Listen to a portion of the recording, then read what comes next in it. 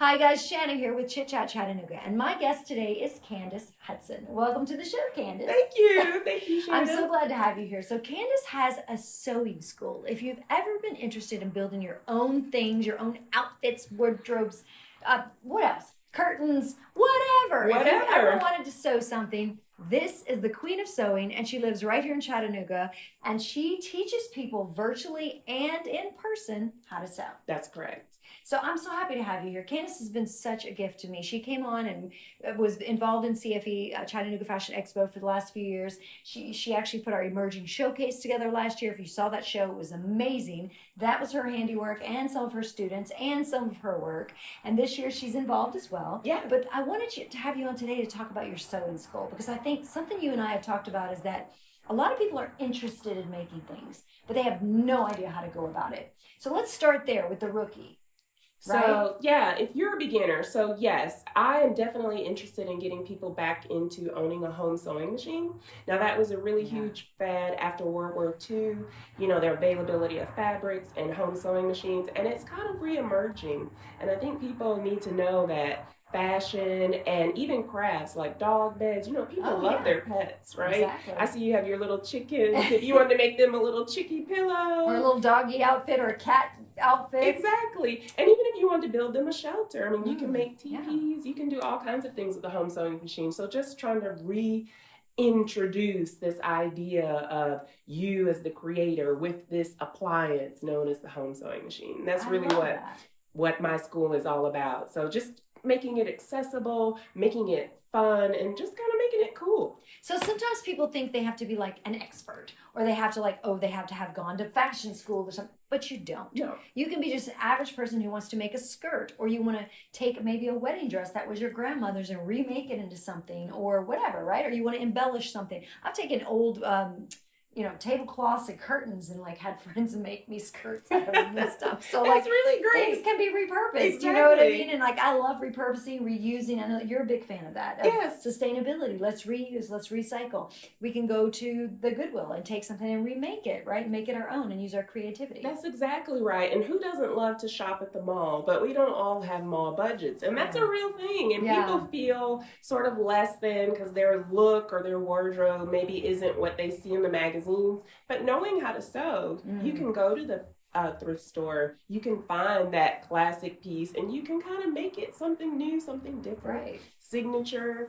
Give it that spin that nobody else has, and suddenly, just like that, you're fashionable. And that's what I love is the reuse and recycle, of course, but also just the creativity that I could just choose my own color or add my own zhuzh, right? Exactly. And that makes it really make fun. It Shanna, make it Candace, make it you, and kind of opening people up to the possibilities. That's kind of the slogan of my school is imagine the possibilities, because if people knew what they could do with just a basic machine, really the amount of time and energy they have probably could not be exhausted even with just a basic machine. I feel like too what you do is important in sustainability, because if you think about it, like these days everything's kind of like this one use thing where people buy a pair of pants and something rips and they just throw them away or whatever, and it's like really a lot of repairs are probably simple, and people could be hemming something or fixing a sleeve or cut a sleeve short or do something different with it that makes that piece workable and not a waste. It doesn't go into the landfill. It gets reused. It gets recycled. Exactly. And even if you think about your favorite jeans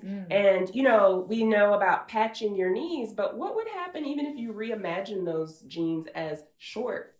Or you can even convert them into a skirt. So now you've got a really cool new wardrobe item, and maybe you're using those lower pieces to make some cool accessories or something. Hat. I love that. Anything. And again, going back to those utilitarian things, if you wanted to add a pocket with that denim to something you already own, denim's really great for that, right? Great idea. Yeah. Also, I think one of the things that I love too is the fact that you are highly experienced. She has trained in different countries. I mean, you've studied draping and all the things. So if you are a professional and you're looking for professional help, maybe you're a designer or you're an aspiring designer, you want to put your first collection together. she's your girl. Because one thing I've noticed working with shows with New Orleans Fashion Week and now Chattanooga Fashion Expo is that sometimes designers have great ideas, but when it comes to execution, the things that they create may look good, but they don't last off the runway. They're not finished out right. They don't work well in the real world. And when someone pays for a custom piece, it should work well. It should last. It should be their best piece. It should be their best piece. And that's what she can do as well. So if a designer, because I know you've done this in the past, if a designer comes to you and is like, hey, I'm working on a collection, I want to build this dress, and I'm not sure the best way to construct, you can help them construct it. I certainly can. And even if they have an amazing, embellished, elaborate design, but they're working with a very minimal, basic machine, I can help them edit that design so it's approachable with the machine they have, and then that more elaborate version is for when they get a little bit bigger and have more capital and can invest. Right. So I'm really, I feel like that's a part of it too, because you never want people to feel like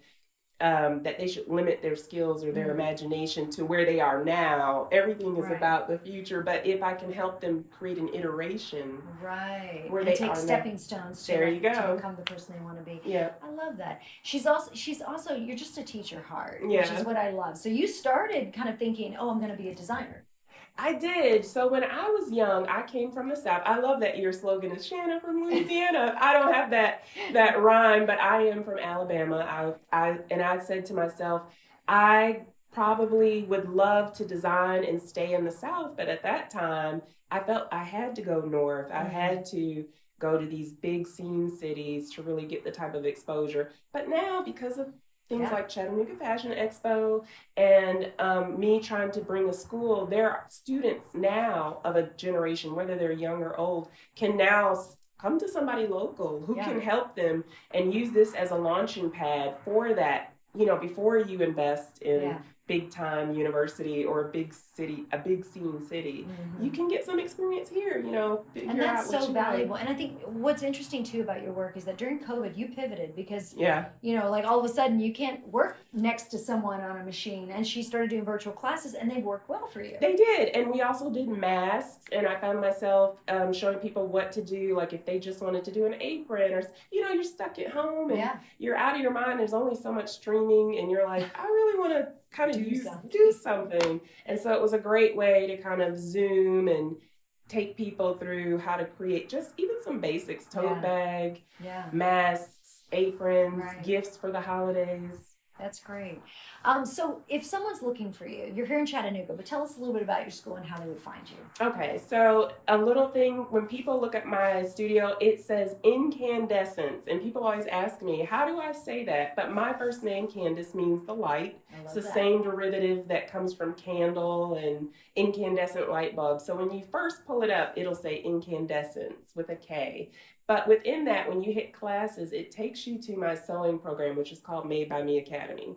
So if it's easier for you, you can just type in madebymeacademy.com. It'll take you right to my class page, or you can just type in Chattanooga Sewing School, and it'll give you an idea through the menu of how to get started. And a lot of people do. They'll be like, Introduction to the Home Sewing Machine, or people will email me on there saying, this is what I want to make, where should I start? And then I reply back and kind of guide them on how to get into classes. That's great. So. And congratulations, because you started this as a part-time gig. I did. Now it's become your full-time gig, which is a huge accomplishment. It is. It's so proud of you. Yeah, I mean, it's a big, big step, but I think it's so important. And having the presence of another organization like Chattanooga Fashion Expo, where you know that you're going to have a community of people who are interested in what you're doing, and you can kind of start to work together, get that synergy going. That's been a real part of that step. Yeah, we're excited to have so many creatives in our area. She was a great find, a great friend, and has been a wonderful support to CFE. So if you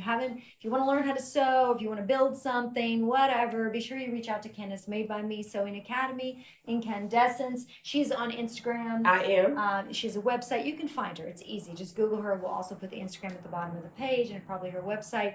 But yeah, and you're actually doing some design for this year. I am. She's showing on Friday night. She's putting together some things for the show. What are we working on? I'm actually really excited about that because you're going to give me a little bit of time to show people, hey, with home sewing, you can create a fashionable wardrobe. So I'm really looking forward to featuring some patterns. And I hope to have a few designs that you would want to wear in the real world, not just tote bags or whatever, but real fashion, like some coats. Yeah. Maybe I'm sorry, maybe a dress or two. Yeah. Something that, you know. And so she'll be on Friday night. If you're looking to see her show, it'll be on Friday night. We're going to be at Sleepyhead Coffee for the Friday night fashion panel. We'll have 2 pop-up shows that night. She's one of them. You don't want to miss it. Thanks, everybody. Shannon with Chit-Chat Chattanooga. I'm here with Candace Hudson of Incandescence, Made by Me Sewing School. Bye, everybody. Bye.